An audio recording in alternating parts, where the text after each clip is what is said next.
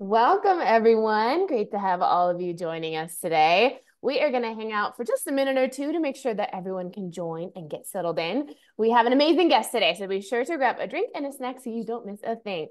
I am coming to you from Bozeman, Montana, where we are having some lovely weather. It is crisp and sunny out. Maddie, how is your corner of Bozeman? Oh, my small corner of Bozeman is sunny as well. There's snow on the ground, but it is March, which means we are only 2 or 3 months away from summer, so we're good. How has skiing been for this year? You got to pass the Big Sky, right?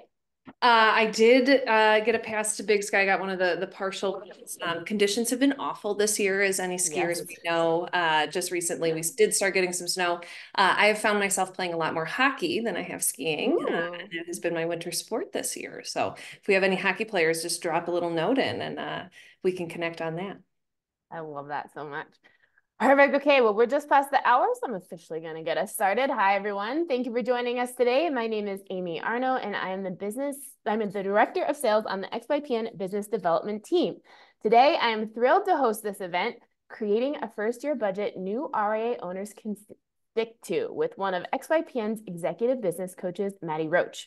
I have just a few housekeeping items to go over. If you have any questions for us to address throughout this session, please be sure to submit them in the Q&A feature at the bottom of Zoom. That will just be easier for me to monitor than the chat. We do have some questions that were submitted beforehand, so we'll be answering a mix of both those and questions that are asked live throughout our session. Also, when the webinar is over, you'll be able to fill out a survey through Zoom. We would love to hear how we did, and please also include ideas for topics you would like to hear about in the future. We host a free webinar every month, so next month be sure to join us for an AMA with Alan Moore, XYPN CEO and co-founder. This will be a great one, so be sure to register in the chat. Last thing, be sure to join us on March 19th for Unlocking Potential, Amplified Planning's externship program.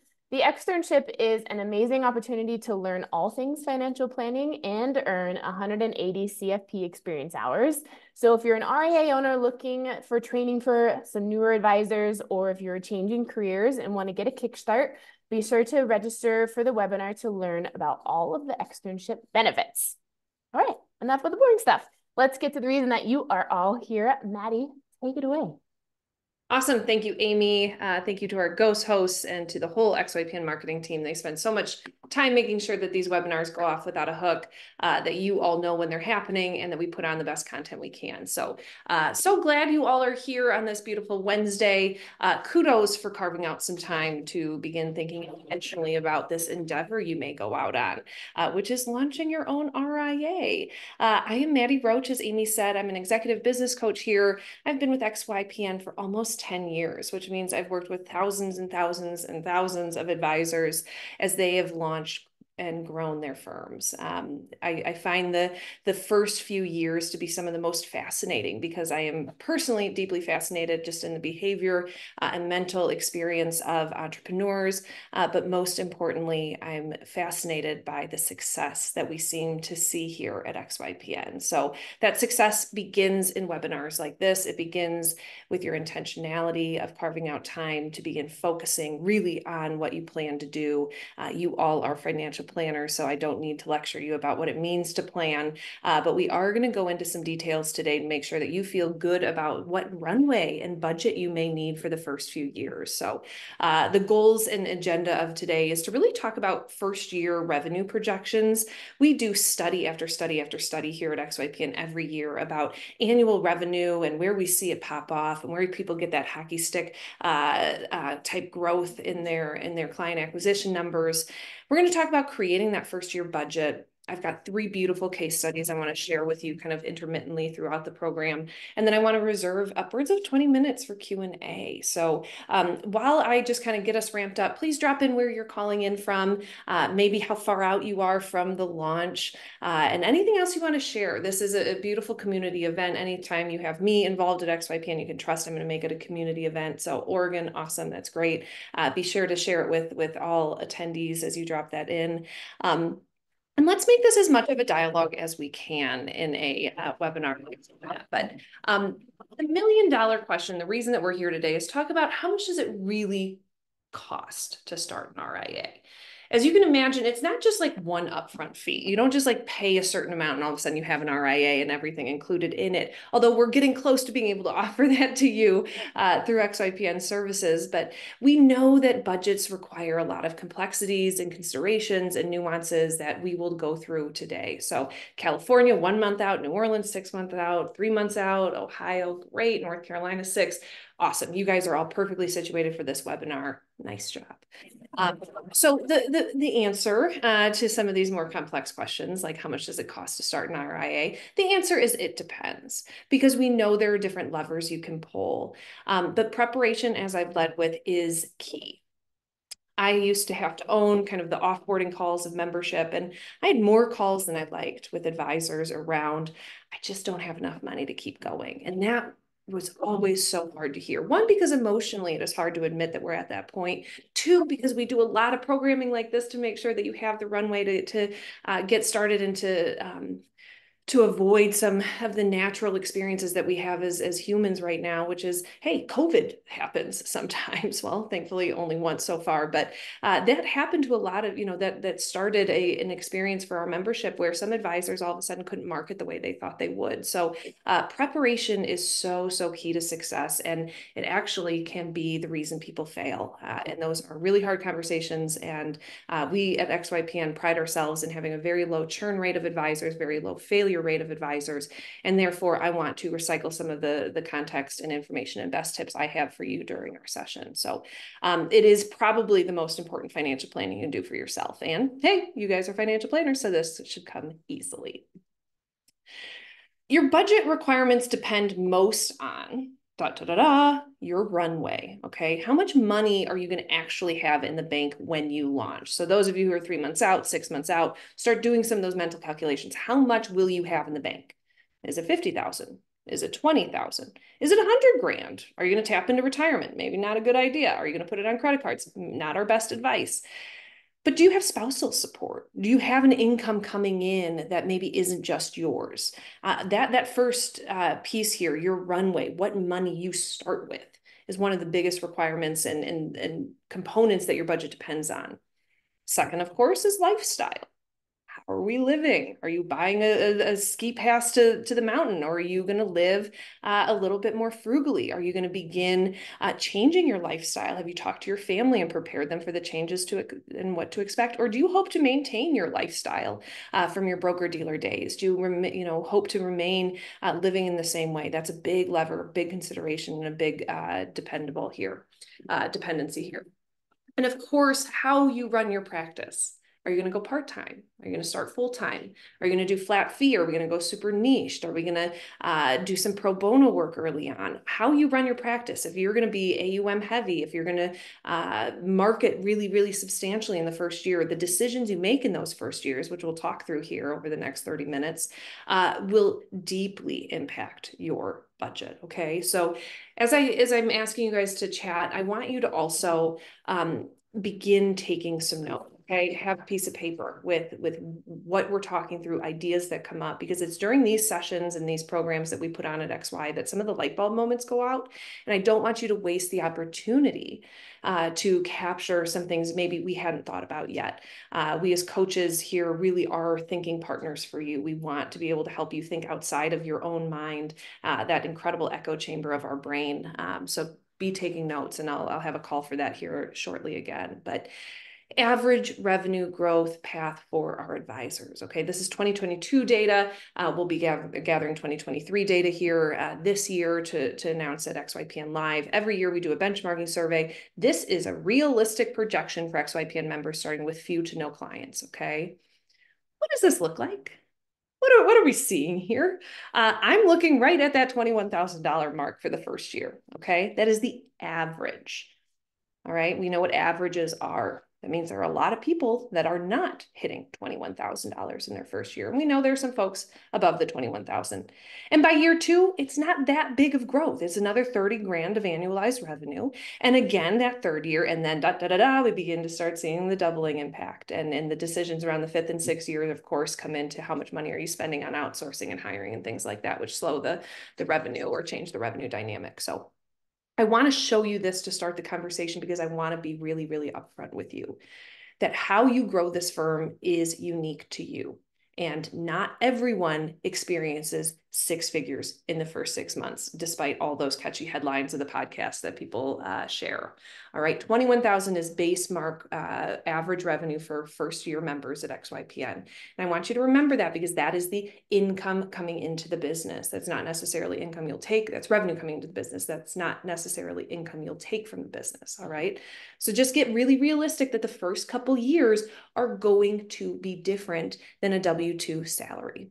These are conversations that I encourage you to have with your partners. I encourage you to have with your family, and I encourage you to have and internalize with yourselves, because that dynamic shift, that safety, how risk tolerant are we? How well do we do with not having a steady income stream is something to take into consideration as we plan your launch together. So what do we know about first year revenue? It can be low. It can be a lot lower than $21,000, okay? I know some advisors that won't make more than $5,000 or $6,000 in their first year, maybe 10, 20. But we're not seeing $100,000 in the first year. So I want expectations to be set that income and revenue in the first year will be low. Another piece of advice we know from our benchmarking study is that 100% of advisors will raise their fees after the first year. From their first year. This is a truth of XYPN advisors, is that you all start a little low, okay? If you engage in us in any of the coaching programming that we put on, you'll always hear the $200 to $250 an hour. I think Arlene Moss, my wonderful colleague, and I have really started saying it's $250 an hour at the least for a CFP advisor, okay? So a lot of advisors, as they start thinking flat fee and how much to take for AUM and what their ongoing planning fees are, they begin to work backwards with that $250 number in terms of the number of hours they will work with clients. So totally separate conversation, but this is, part of our budget template that we'll share with you and have shared with you, includes expectations for revenue. So what I want you, as you're playing in that spreadsheet, to be honest with yourself. Make a very lean budget where maybe things are a little tighter and you're taking on, maybe 6 clients in the first year, and then make a more liberal one where, okay, really hit my stride and I maybe got 20 clients in the first year, but play between those two. But know that your prices will be increased over the years. A number of new clients per month ebbs and flows. I like to say it's usually 1 to 1.5 clients per month for a highly niched advisor, a CFP. But we do know that if you are highly, highly niched and super specific, that can take a little bit more time to develop your content marketing and be able to begin to percolate the way it needs to be able to get the clients that you want. So again, the unique experience of advisors is really important here. It depends on your personality. It depends on, do you need sales coaching? It depends on, is your pipeline tight, and have you been able to really execute a process to get those clients in the doors, will impact your first year revenue. Okay, so that's just the revenue component of our budget. So how do we get you there to your complete budget? Well, you can trust that XYPN has some great content about it, and that's why you're on today. And it's to talk about and use the first year budget template. So I'll see if my wonderful teammates in the background can share that budget with you if you haven't seen it yet. But I really, really have loved this upgraded version that we have. It has a number of different tabs from your AUM revenue to your ongoing revenue, but first year expenses, personal living expenses, AUM, 3-year lifestyle projections, 3-year revenue projections. It really goes in depth for you. So I'll give you just a moment to go find that document and open it up and begin taking some notes about it. Otherwise, just get that piece of paper out, because we're about to roll on some of the more content heavy pieces of the presentation. I do talk fast. If you need me to slow down, or if you need me to answer a different question or repeat something, don't hesitate to just drop a chat. I'll keep my eyes on it. There is the first year budget. We just dropped that in. Go ahead, take a moment. You'll be quite impressed with this. Save a copy of it, okay? And one day, maybe you'll be featured in a case study and shared on a webinar for your use of the first year budget. But most importantly, this is something that I want to be a living document, especially through a program like this, that, I didn't think about, do I need a new laptop? I didn't think about this. This is the webinar for where we'll capture some of those things, okay? So we just talked about revenue projections. 21,000 is the average amount of revenue a first year member makes. So as you do those calculations, try to get around there, and then run a projection where you're only making 10,000 the first year, okay? Just so we always have that leaner budget expectation in mind. Because again, running your own firm is not the easiest thing in the world. And we need to know ourselves and we need to know our comfort levels, which means we need to know the truths and the options and the possibilities for what we will do with our budget. All right, we're going to talk business firm and setup. It's that first component on that spreadsheet, okay? These are some of the costs that I think advisors, new advisors to XYPN underestimate, okay? Forbes just did a really great study about kind of LLC startup costs, getting your articles of incorporation drafted, getting registered, not with the state as a financial advisor, but actually setting up your business entity. It varies and it goes upwards of $4,000 to do some of that. Now you may be like, articles of incorporation, LLC, I don't like that. Well, guess what? There's like XYPNs for that. We don't do it for you. We expect you to have an LLC when you arrive to us, but there are consulting firms that can help you set those up. But remember, that is a first year cost. So if you're hesitant to do the research or do it yourself, you may want to put $3,000 in that line item and go ahead and drop it in. Just see how that impacts your first year budget. And then do it with, I'll just spend 10 hours and do the research and write the articles of incorporation myself. That's totally okay. There are a lot of advisors who do it themselves and you do have time. Remember, the more time you stay employed and earning income, the more you can save, the longer your runway can be. So maybe it's time well spent.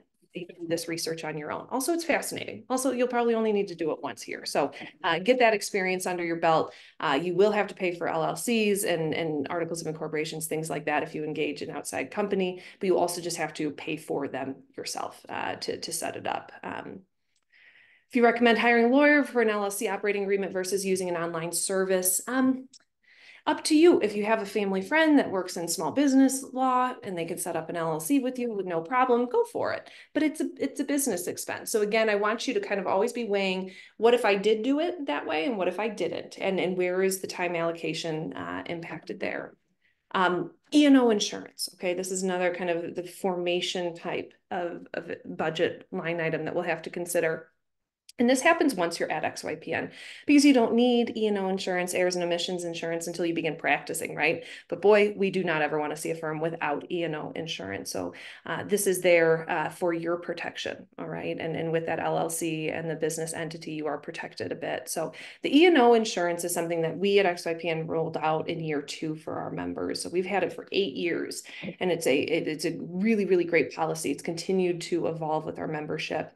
And one of the biggest perks of our E&O policy, outside of it already being vetted, which we have vetted many years in a row and continue to do, so we know it's a good policy for you, we know it works for our members, but we let you pay monthly for it. Okay, if you don't pay monthly for it, and maybe you go and spend 10 hours researching E&O insurance companies, that doesn't sound that fascinating, you may be expected to pay the upfront fee of that annual insurance policy. So that's $3,000 to $6,000 right there out of pocket. Whereas at XYPN, you can pay monthly for E&O insurance, and that helps with cash flow. So again, consider these costs. How do we spread them out so that you're not just dumping money in the first 2 months of your business? Another component of E&O insurance and what we offer at XYPN is, yes, it's vetted, but we save you time here. So again, if you're doing math in your head about the number of hours you spend researching E&O and you charge $250 an hour and you spend 10 hours, do the math, all of a sudden you're out some pretty good money when your time is better spent, maybe focused on your marketing funnel, your calls to actions, what your freemiums are going to be, things like that. And then we need to get this business actually registered with the state, okay? And this is where things really vary. These 3 components, more the LLC and the initial registration, they vary by state, okay? So a lot of Googling can happen with LLC formation, Montana, initial registration, RIA, Montana. And you can get some ideas of what the upfront fees will be. North Carolina, Tennessee, I think are both states that have a net worth requirement. So all of a sudden you do need to prove $15,000 of net worth and always maintain that. That's just a one-off that we know about different states, but there is going to be a fee for actually registering this firm with the state. They've got to be able to review your ADV. They've got to have the filing fee associated with it, but also the process of doing your own compliance can be arduous, dangerous, and very, very stressful. So one of XYPN's original value propositions is that we do your initial registration. And after 9 years of a compliance department at XYPN, we've registered individuals in every single state. And we are deeply familiar with many of them and on first names basis with many of the regulators. So we know what they're looking for and we know how to get you approved in a very timely fashion. So part of our initial registration offering is that we have all of those documents for you, from ADV update to the privacy policy to the client agreements, all of those drafted for you. And even if you don't engage our initial registration, we do have those templates available to you. So you can engage XYPN compliance starting at $1,900 or getting kind of that white glove annual service for compliance support upwards of $6,000. So go ahead and mark it down in your budget. Do you go with the $1,900 offering, which is great, we'll get you registered? Or are you like, compliance, I'm terrified, I never want to have to sit alone during an audit? Put down $6,000 in that budget. First case study, Ashley Foster, wonderful XYPN member, been with us for a really long time. I just want you to look at some of his initial investments. This is his first year budget. He ended up spending almost $32,000 in his first year on expenses alone. Okay, so remember, if he's only making $21,000 and he's spending $31,000, we got a deficit of $10K, but maybe his runway allows for that. He spent in a number of different ways, I think, stand out in a beautiful choice that is personal to his own, is that he paid for a trademark right out of the gate. You don't have to pay for a trademark necessarily, although we do have directions for how to do it in some other programming that we offer. We know some advisors will make up a firm name and then within a few years, maybe a new member wants to take that name. So trademark your stuff. We have a process for that. He also did LegalZoom. So my friend that asked about an attorney, LegalZoom can set up LLC documents for you pretty quickly. So he made an XYPN RIA registration fee. This was back in the day. He was probably 8 years ago. And then he paid for some accounting support, bookkeeping support. And then he had a WeWork office space, which cost him almost $6,000. So that was a personal decision. But what stands out is that he immediately invested in sales training and business coaching right out of the gate, which are not necessary expenses right out of the gate. If you struggle with sales, maybe it is an important investment. Website design, $6,000. That's a pretty average cost for a website design, okay? So Ashley Foster is a really good example. He works with veterinarians. We have his case study live right now for you to review. But just a really unique kind of middle of the road budget. And I would say actually a bit more generous budget for a first year experience. So with those investments early on in the training and the networking and the office space. Okay, marketing. Everyone's favorite topics. We all think we're going to love marketing, and then all of a sudden we have to do it. Marketing is one of the more fun parts of running the business, although it can be one of the more stressful parts of the business. There is a lot of content about how to market out there, okay? XYPN produces a huge amount alone in our XYPN Academy. We've got everything from your launch marketing plan to ongoing marketing initiative support and all sorts of great marketing coaching. But some of the top initial spends to consider with your marketing, okay, is your website build. That includes hosting and the domain. These are like these micro budget line items that begin to add up. Your website hosting, your domain purchase, but your website build. Some advisors are like, meh, I'm going to build it myself. Well, that's absolutely fine if you know how to work Squarespace or WordPress. But if you don't, begin to do the math in your head of how many hours you're going to spend doing that and what are you saying no to when you choose to build a website design, build the website from scratch. So a $6,000 investment on a really good looking website, maybe a really good one because it's going to save you all this time where you can begin actually networking with your centers of influence and networking with your ideal client. A great website is not required. I still know advisors that don't have a website. They have a deep network that they're able to tap into for some of those clients. But having a website is table stakes for SEO. If you're going to be found online, you've got to have a website. You've got to have all those different pages of about me and services and things like that, which then demands possibly a copywriter. Are you going to write all that content for your website, or are you going to hire someone to do it? What about the design and branding, the look, the overall feel, the logos, things like that? That all costs money, not an unmanageable amount of money. And guess what? If you have a niece that is a graphic designer, maybe she designs your brand and gets you some of those really good looking deliverables on letterhead with your logo and things like that. But these are considerations to begin going through, and we've gotten really detailed in our budget. So as I talk through this slide, be in that budget and looking at where you can maybe save some money or not. The biggest difference we see in budgets is folks that knew someone that could build their budget for super cheap or build their website for super cheap, and then folks that have really put some money into their websites. Maybe you're going to go hard on LinkedIn. Well, you're going to need some new professional headshots, aren't you? Business cards, things like that. These are all different budget items that we want you to consider as part of your first year budget. And then consider marketing initiatives. Sorry, I have a little comma there that shouldn't be there. Your marketing initiatives. Are you going to do paid ads early on to get into your target market and in your specific niche? You got to pay for that. Are you going to run webinars? Well, you might need Zoom to do that. You might need Zoom to meet with your clients too. What marketing initiatives are you going to take in the first year? Are you going to go to a number of different industry conferences that are related to your ideal client? Well, you're going to have hotels for that. You're going to have flights to those. Those are different marketing initiatives. So as we coach you on the marketing side, we want you to choose 2 or 3 different marketing levers to pull in the first year, but each of those come with their own budgets, okay? What kind of marketing are we thinking of, folks?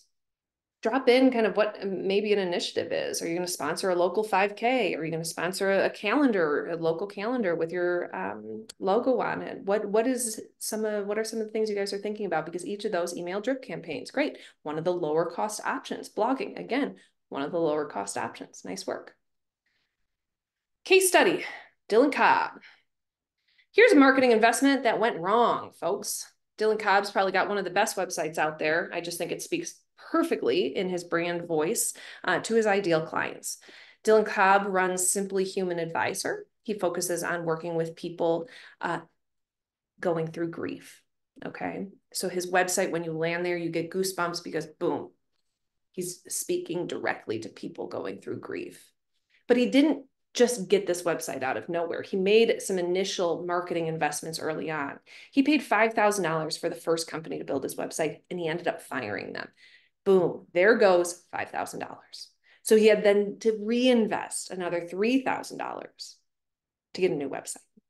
So all in, he's $8,000 into his website. It's a damn good website. It converts ideal clients, but it took some trying here, okay? So again, be easy on yourselves. We don't want you to believe that you're going to do this flawlessly, perfectly, with no mistakes. Remember, every mistake we make teaches us new lessons in the future. If anyone's ever read The Gap in the Game, we know that anything that we've tried and failed at then becomes the lessons and the foundations for our future selves. So please be gentle to yourselves. If you ever work with me or Arlene, we will both be preaching that over and over and over again, to be gentle to yourselves, that you won't always know everything. We try very hard at XYPN to help you know as much as you can, but ultimately you got to try some stuff and you got to fall flat on your face. So I think Dylan Cobb's a beautiful example of an investment that went wrong. But you'll also see some different things on his budget. He bought a brand new top of the line MacBook. Okay, when I look at some other people's in our third case studies, you'll see that there is no new computer here. If you've got a great computer, there's no reason to get a new one. He also invested in money quotients training, which was a large upfront fee, but deeply important for the type of client he was working with. He paid $5,000 for a logo. That's not necessary, but he has a great logo and he valued that. He valued having a really, really strong marketing presence early on, so he invested in the logo. An attorney, rent, not very much, office furniture, not very much, travel software, otherwise pretty standard budget. But I think what stands out here is that website and that investment in that MacBook, okay? So that's $52,000 early on for Dylan to get started. This is the higher end budget, okay? In a few slides, I'll show you a much leaner budget that I think is actually quite realistic for advisors trying to do it themselves a bit more. But let yourself dream big. You guys have worked really, really hard. And many of you on this call do have a nice runway where a $50,000 first year expense is manageable, okay? So what kind of firm do you want to build? What kind of lifestyle do you want to live? And what sacrifices and changes and expenses will you be okay with? Okay. Office equipment and other expenses. Office. Are you going to be working from your home? This is a big way advisors can save time and money, is that we preach at XYPN the ability to have and run a virtual practice, okay? So do you need a new computer? Do you need a printer? Are you going to have a brick and mortar office space? All of these considerations. Do you need a new chair? Do you need good lighting? Do you need maybe to upgrade your home so that you do get that private office? That is one of the bigger levers that you can pull that can cost a lot more, okay? Remember, your clients, if you're virtual, won't know what kind of computer you're on. So maybe you just need a new monitor and some new lighting to make that office really work for you. Software can easily become one of your greatest expenses. At XYPN, we do bundle the software into the membership. So some of the core pieces of what you will need to run your firm from a financial planning software standpoint, to a CRM software standpoint, to a compliance software standpoint, to portfolio management, all that good stuff, we include in membership. And then some of the other components of membership, which are kind of higher level tiers of different software. So we have Right Capital included in membership, but you could opt to pay for a discounted version of eMoney. So we do have kind of that additional layer of software benefits available to our members at a discount. But we don't include everything. We have a strategic reason for not partnering with $10 a month partners here. We like to make sure that you get a lot of bang for your buck with our partnership. So we haven't gone after partnerships with, say, Calendly or MailChimp. These are things that will run you maybe 15 bucks, 20 bucks a month at most, that we just need you to build into your budget on your own and get your own accounts with them. DocuSign, this is a big question. You do want to be able to send client agreements over to your clients very easily and quickly and have them sign it and you sign it. If you use Schwab, it's included. If you use AdvicePay, it's included. AdvicePay is our sister company and a payment processor that allows you to compliantly be paid for monthly ongoing services. So there are ways to get some of these lower end tech included in what you're already paying for. But software, just a quick note about software. If you ever work with one of us coaches at XYPN, we will be diligent on helping you prioritize. And going and testing every single shiny software object out there in the fintech space is not worth your time, folks. Part of membership isn't that you just get a book of awesome member benefits, but we have vetted these softwares for you through what we know about what it takes to run a successful RIA, which means we are not partnering with every shiny partner out there. We, in fact, have a massively diligent partnership requirement that means that you have to be relevant to our advisors. You have to play a core component in the service offering in a virtual environment for clients. You have to have been around a really long time before you become a partner with XYPN. So we have a whole team in the background working and vetting at the executive level around who we partner with, which means part of the value you get from membership is that we put the tech in front of you that matters most. You need a compliance software. So use Smart RIA. It's a compliance task management software. You need a CRM. Go use WealthBox. And as you engage in member programming, you're going to come to our conferences, you're going to be in mastermind groups, and you're going to be talking to members who are running RIAs using the same tech as you. Okay, that makes sharing processes much easier. You're speaking the same language. There's a lot of benefit to keeping your eyes a bit more narrow in the software that you develop and you choose to engage in. Also, we see a lot of advisors just get generally distracted, spending way too much time playing with software and not finding the clients who will actually end up using the software. From a consumer standpoint, you really, really need to know who you are targeting and what they expect from a financial advisor. I work with an advisor and I don't even know what kind of tech they're using. It's probably just to make their lives easier, but it's certainly not to make my life any more valuable. So think about that. Your clients won't always know the tech investments you've made. So when you go sign up for that shiny new object that's going to do this one little core component to 1/4 of your clients, it may not be the best use of your initial upfront investment and your expenses, okay? So if you work through any of our program, you will hear this over and over and over again. Use our software, use our tech platform here at XYPN. It gets you to where you need. And then by year 2 and 3, after you have a number of reps under you, you can make a much more educated decision about what you need to help you scale and grow your firm. Organizational expenses and experiences. Think XYPN, NAPFA, your CFP, travel to XYPN Live. That is a core part of your first year experience. And we want all new members to come to XYPN Live because we know how valuable it is for folks in their first year of running a business. But that does cost money. XYPN Live, I will just make a little side note, is one of the least expensive conferences you can attend. And we do that on purpose because we know a lot of new members need to be able to come to this conference. XYPN does include NAPFA membership in our cost, but XYPN membership is going to be a line item. Now, it's going to be one of the larger line items that you have because it includes so much. But again, you need that documented and say, okay, if I'm going to be there for the full 12 months, of course you will be, and in perpetuity through the tenure of your firm, you're going to write that out in your projections that XYPN is right there. But it does cost money to keep your CFP every year and other items like that. Sometimes I coach advisors on how much do I spend on like personal development and coaching and attending other conferences and things like that. I've always said that it should be proportional to your revenue. So in the first year, you may just go to XYPN Live. But in the second year, you might want a business coach and you might want to go to Schwab's Impact Conference. So all of a sudden you write that into your budget. Well, your revenue is twice as much as it was right before. So maybe then you go to your third year and say, what will you do in your third year? What are those organizational expenses and experiences that you want to capture? But let it be growing on itself, okay? Or in proportion to the revenue that you make. Again, you could just go heavy and say you want to go to 4 conferences. Is that the best use of your time? You're not client facing in those moments. You are gathering from your network, but there's only so much time then to implement what you're learning from these conferences. So be diligent and be decisive on which content you engage with. Okay, Chandler. I love Chandler's budget, money fluent. She runs a beautiful firm focused heavily on supporting BIPOC and clients, and has a service model that is really built around being able to subsidize offerings for financial planning to different communities. And I think her startup expenses are really lean, $7,200 in the first year.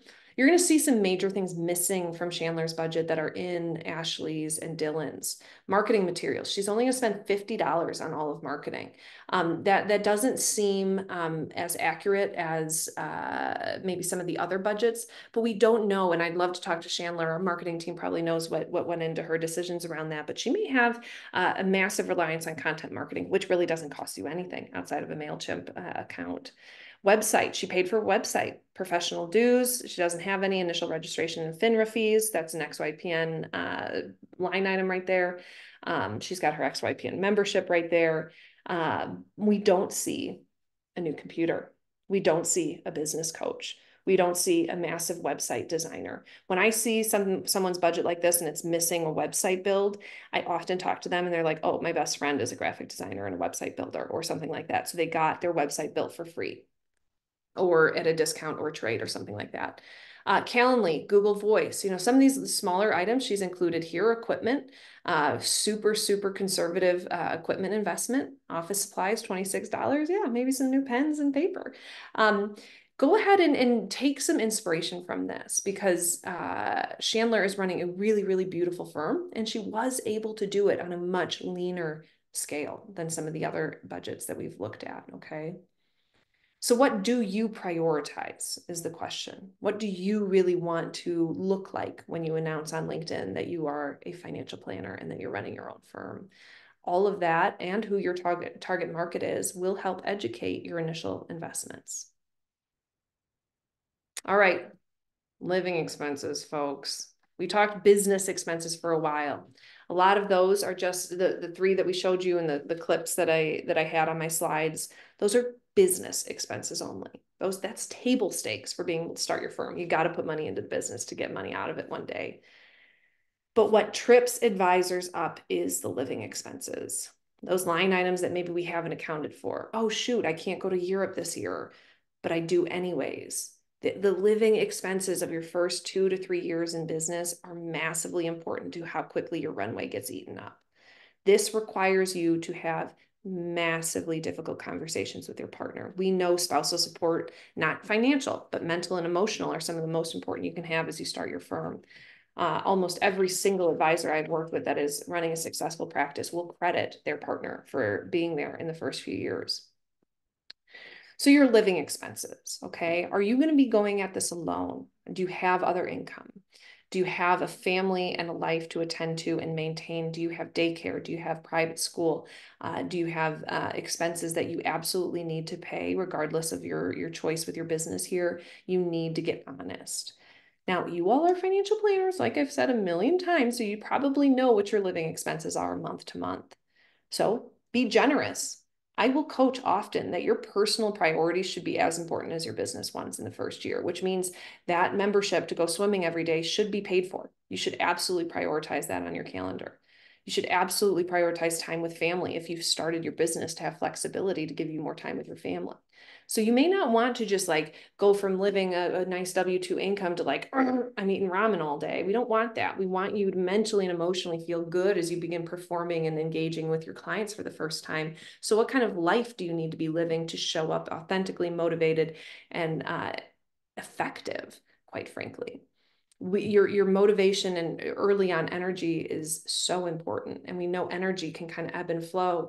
And so if we're not doing the things that fill our core up, our hearts up, then we won't show up the way we need to be able to get those clients to produce the revenue we need to produce. So living expenses are important. I'm not asking you to become a broke college student, but I'm asking you to become very, very clear on what are the core pieces of those living expenses that maybe you could turn down for the next 2 years. So go ahead and just make a couple of points. I'm going to take a sip of water.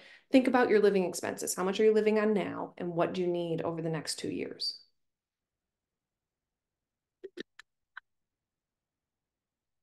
Anyone want to share a living expense they can't live without? Okay. You do have a pretty comprehensive tab in that budget about your living expenses. Okay, I am running through this by accident. Okay, course correct. All right, you are 8 months in. You have 4 clients. You are not quite breaking even. And you've paid annually for a couple of those techs that you aren't really using, and your lifestyle hasn't been adjusted. And you're like, oh, shoot, budget's getting tight. Partner's breathing down my neck to make more money. Oh my gosh, I thought I'd be able to last 2 years. And now I don't know if I can make it another 3 months. Let's keep our heads in that space for a moment. What do we do then? Well, the good old side hustle comes in handy. And that's absolutely okay for advisors to start their firms and to be side hustling. It's also okay to start your firm on a part-time basis. I know a number of advisors that continued their W-2 jobs that were completely unrelated and then, began at night building their firms. So what does it take to make ends meet here? Side hustles, think contracting, okay? If you are a graphic designer and you want to keep doing that as a side hustle while you build your RIA, great. We also know that there's, groups out there that are hiring contract financial planners that, again, let you stay in the mental space of doing financial planning. Maybe not for your ideal client, but you're at least getting reps under your belt. You're speaking the language. You're doing work that's actually appropriate to the work that you want to do full time. And then we have a lot of advisors do tax prep in the off season. Go get your EA, go offer, tax support to someone and stay in those tax returns. That is a great, great professional development opportunity to do while you're building your firm. And oh my gosh, maybe those 4 clients are only paying you $200 a month. That's not enough, folks. So maybe you need to adjust your fees. Maybe you need to rethink your whole service model. Maybe you aren't charging an upfront fee of $3,000 that actually gives you the runway you need to stay in business. So this is when you would come to XYPN programming, where you would read the member forums, you would come engage with a coach, and we would talk to you about what is it and how are you serving your clients? What are you charging? Because adjusting your fees is often a really, really great lever to pull if we are struggling. And then, of course, know when to ask for help, all right? This is a core component to being an entrepreneur. Being an entrepreneur is hard. It is a brand new identity you all will begin to wear as soon as you leave your other job. And wearing the hat of an entrepreneur, you don't really ever take it off. So that's going to be new for you. So that means that you and how you define time and your use of time and how you define a dollar and your use of a dollar changes because you are a new personality, you're a new person, you're embodying a whole new persona as an entrepreneur.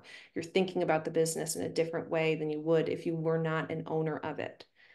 Part of this process of beginning to be an entrepreneur is humility, in that you don't know everything.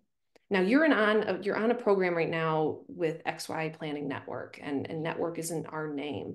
It's a core piece of who we are. So I give you credit for knowing that a network could actually help you here. But we're in a people relationship business as we're financial planners. And so being a people person, you need to be able to know and identify when you may need help. And there is no shame in saying, I need to talk to some other people that are financial planners, and I want to join a mastermind group. You can talk to a member experience specialist, a person here at XYPN that's dedicated to your membership about some of the problems you're facing, and they can help point you in the right direction. You could reach out to me or Arlene. You can reach out to people at XYPN. You can go to any of our drop-in coaching, any of our office hours, and get some inspiration.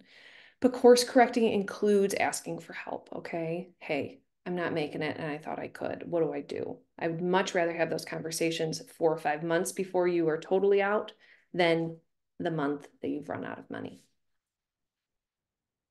So, how do we tie it all together? We've got to make intentional decisions about our expenses, and we have to be really realistic about our growth, okay? So again, I've encouraged you to make 2 different budgets. Then use projections that we have in that budget to decide if a side hustle makes sense for you. Is it important that you're bringing in $1,000 extra a month in unrelated work? That is okay. And then I want you to begin enjoying your unique practice of becoming an entrepreneur. We have to practice being an entrepreneur. And the sooner we begin embracing that this is a practice and we don't just wake up one day and then we're crushing it as an entrepreneur, the better. That demands some humility here, and it demands that you begin practicing what it's like to make decisions that are in the best interest of your client and your business. So 1 and 2, these are decisions that you're going to have to weigh. You're going to have to be decisive about. Remember, when you're choosing tech, we don't want you to waste 10 hours choosing tech. We want you to spend 40 minutes choosing a technology. Okay, we've got to practice what it's like to make a decision and move ahead. So at XYPN, we've done a couple different things recently to make these this initial launch of yours easier. We have really wanted to move into the space of helping do it for you. We know a lot of advisors are coming in, they're like, oh, I don't want to do any of the compliance stuff, and I don't want to do my accounting, and I just want someone to set me up on all the tech. We are building that for you, and we have built that. And so we have 3 different launch kits for you to review in addition to just standard membership. But this launch kit includes, and you can look at the 3 different levels, different components to outsourcing. And outsourcing is one of the main levers you can pull to get yourself more time as you begin to have capacity constraints. So our starter kit includes QuickBooks and setting up your books, which is accounting, and your initial registration. Essential kit, again, gets you 2 coaching sessions with either me or Arlene. Gets you that accounting support and your enhanced RIA registration. So there's differences between the registration support here. And then the power kit, talk about turnkey. You will get the full first year of compliance, which is a $6,000 value. You'll get your books and setup and QuickBooks discount as part of our accounting offering, investment management consultation, which is super important if you're going to plan on offering investment management, onboarding strategy, launch tech setup, and then coaching sessions with us as well. So some different considerations for you. And remember, these become line items, and then they include so much of the other components. So look at your budget and what you've written so far and see what's included here, and make a decision that feels best and most authentic to you. We built these knowing what we know about XYPN members and what they're looking for. So we didn't just come up with these. This is educated decisions here, as you could imagine. Okay, I can't believe it's 11:47 already. Let's do some questions. Love that, Maddy. I did want to offer one clarifying thing for the launch kits, that the starter kit is not the right fit for everyone because of your state. That kit only includes 2 hours of one-on-one consulting support. So if you're in a state that has a more diligent registration process, we'll say, that one won't work for you. So we're happy to talk you through that if you do have questions, but just wanted to put that out there. Quick question we had, Maddy, when you were looking that revenue data slide that you had, we had a question of, is that top line or EBOC, which I think is earnings before owner's compensation? I have no reason to believe it's anything other than top line. Okay, perfect. Yeah. Thank you. And then another question, are the fees for the kits in addition to the annual XYPN membership fee? I'll answer that. Yes, they are. And they are also, but the one nice thing about those is membership, you can usually only pay ACH $505 a month. With the kits, we do allow you to pay with a credit card. So if you're trying to hang on to some cash, that is an option there. Okay, we had a question that was pre-submitted, Maddie, that I love that I wanted to ask. Mhm. What is the number one piece of advice you would give to someone pivoting into financial planning to run an RIA? Pivoting into financial planning. So I'm assuming this is a career change Career or changer sounds like that. Yep. I have a lot of pieces of advice. You can only pick Naming one. just, naming just one is hard. I always go to knowing who you want to work with and what value you bring to them. It's just, I think it's the most important umbrella piece you can have in all of this is who are you working with and why? What makes you a good advisor to them? What technical expertise is required to serve them? What value are you going to offer them? How do you speak to them? How do you find them? All of it. So it begins with knowing who you're going to work with and why. This isn't just, I'm going to be a financial planner. Yes, XYPN is not the place just to be a financial planner. We're the place to build a deeply specific firm that is high revenue and massively impactful. yeah, absolutely. And like you said, when things get tough as an entrepreneur, that why is what's going to keep you going. Sure is. It's how it's going to Okay. differentiate you. Yes, absolutely. Can XYPN members partner up with other advisors to reduce the monthly expenses, or do both advisors need to pay the monthly fee? Good question. That's really up to you both. And depending on the accountability chart that you build as partners, maybe there's a partner that is totally client facing and doesn't do any sort of the operations or practice management sides of the business. Um, in most partnerships I see, it makes perfect sense to have both people part of membership. There is a multi-advisor membership level that has a discount included as adding that second teammate on. But if you're both CFPs, you'd both get individual profile pages, you'd both get your NAPFA memberships, different technologies are included, and then each of you can go to any of the programming at any time. So it makes it makes a lot of sense to have both of you come in and engage based on where your accountabilities fall as partners. Absolutely. And the discount is 253. So if you have two advisors that join, the first person is going to be that 505, second person is 253. Great. Thank you, Amy. Of course. Is your RIA set up in the state of the LLC or the state of your primary residence? I want to say the state, let me think about this. You have to have an address on your ADV, and that address is where you will be primarily servicing your clients, which I'm not sure I can confidently answer that question. Yeah. Thank you for posing it. Yes. I'd rather have our compliance teammate. So why don't you privately message us, whoever asked this, and Amy will loop back with you. Yes, 100%. Um, And you can also fill it on our survey if you want someone to reach out and put your email in there and I can follow up with you after that. Because yes, neither Maddie or I are in compliance.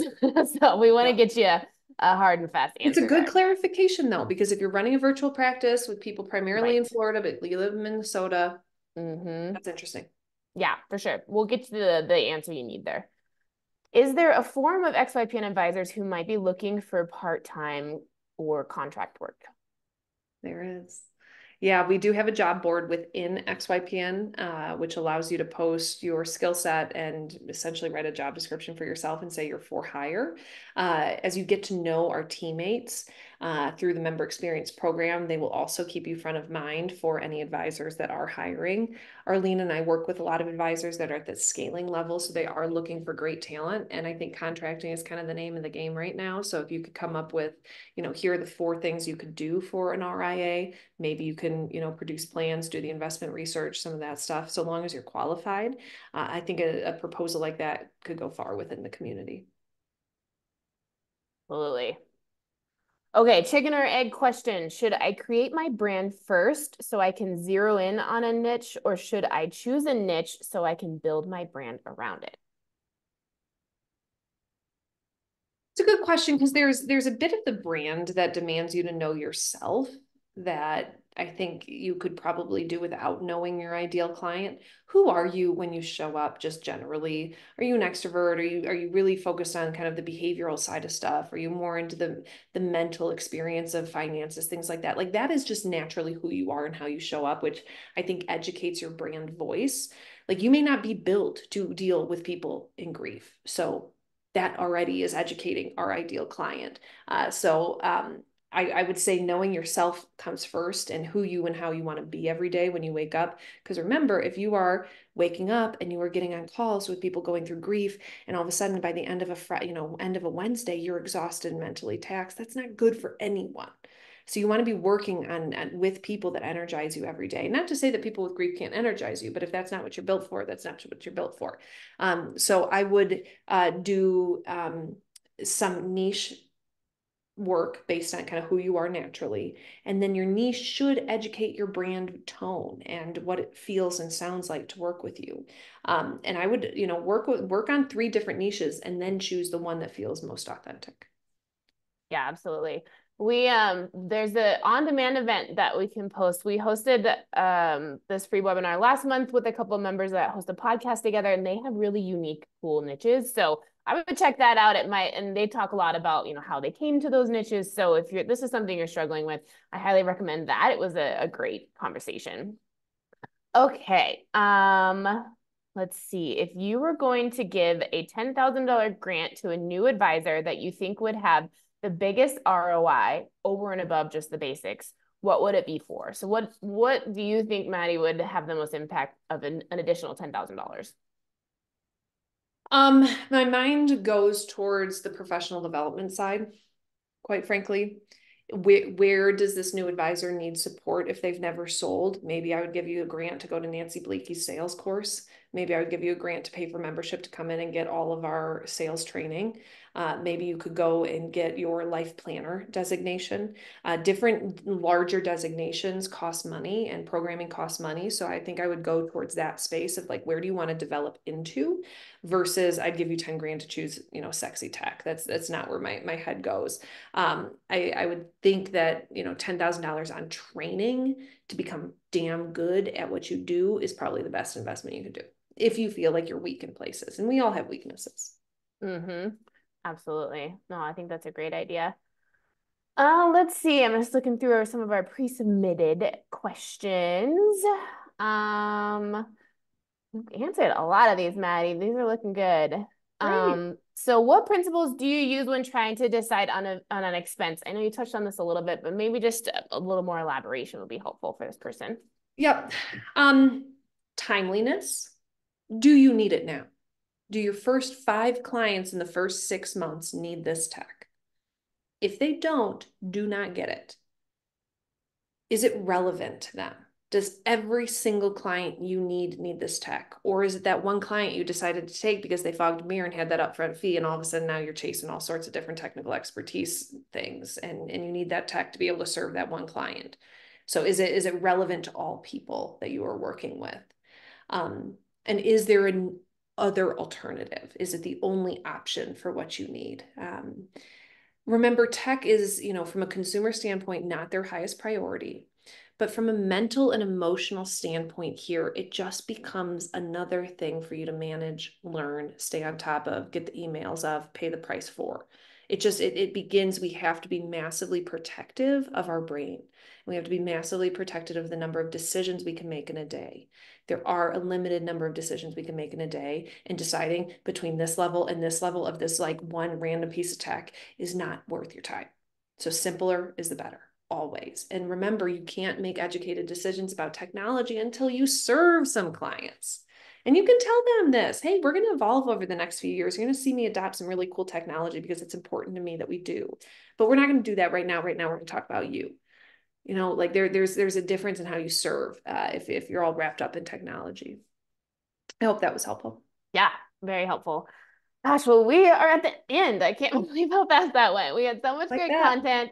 But everyone, you can do this. You can be an entrepreneur. Maddy's going to be there to help you if you join XYPN. So if you do have more questions about membership, we'd love to answer them. You can talk to me or Chris Johnson on the business development team. We can answer all your questions. We're going to drop a link to schedule a call in the chat if that would be helpful. Don't forget to fill out that survey for us. We do want to hear how we did and hear what other topics we can help you out with. So thanks so much, Maddy. This was great. Thank you, everyone. I really, really look forward to meeting you on the other side. I encourage you, whether you're a member or not, to come to XYPN Live, to stay in our ecosystem, continue to hear our language and see our culture, and most importantly, tap into the insane impact our members have on the communities they serve. So kudos to all of you. I'm proud of you and excited to work with you eventually. Absolutely love it. All right. Thanks, everyone. Have a great rest of your Wednesday.